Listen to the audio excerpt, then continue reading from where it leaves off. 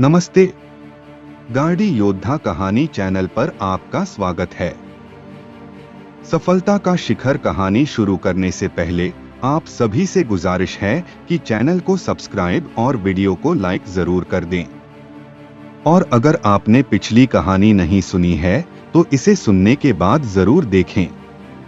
तो चलिए बिना किसी देरी के शुरू करते हैं आज की वीर दास्तान सफलता का शिखर। अल्ट्रॉन के पतन के बाद विश्व शांति की दिशा में एक बड़ा कदम उठाया गया है और द मास्टर की हर जगह सक्रिय है। अमन अब ज्ञानोदय टेक को अंतर्राष्ट्रीय शांति और निगरानी संगठन के रूप में चला रहा है।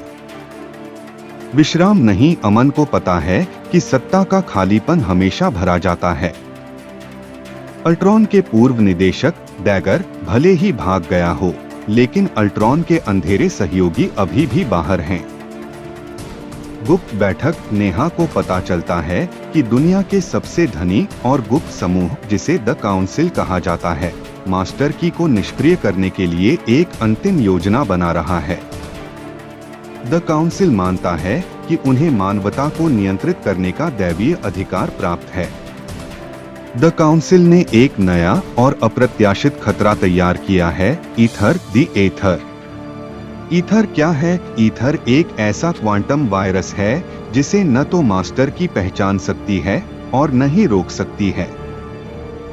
यह वायरस दुनिया के हर डिजिटल सिस्टम, कम्युनिकेशन, बैंकिंग, ऊर्जा ग्रिड को एक साथ ब्लैकआउट करने के लिए डिजाइन किया गया है। अमन की व्यक्तिगत परीक्षा। द काउंसिल सीधे अमन को चुनौती देता है, तुम्हारी तकनीक ने दुनिया को बांध दिया है, हम उसे तोड़ देंगे। तुम्हारे पास 24 घंटे हैं या मानवता अंधेरे युग में लौट जाएगी। अमन को पता है कि ईथर को रोकने का मतलब है मास्टर की को अपग्रेड करना। इसके लिए उसे उस एकमात्र व्यक्ति की मदद चाहिए जो क्वांटम कोड को समझता हो, मीरा आइस। अविश्वसनीय सहयोगी नेहा विशेष अनुमति लेकर जेल में बंद मीरा से मिलती है। मीरा अब पश्चाताप में है। डील मीरा शुरू में इनकार करती है, लेकिन जब उसे पता चलता है कि द काउंसिल उसके माता पिता के सपने को भी नष्ट कर देगा तो वह मान जाती है। वह अमन को एक गुप्त फॉर्मूला देती है जो ईथर को नष्ट कर सकता है, लेकिन इसका उपयोग करने के लिए भारी कीमत चुकानी होगी।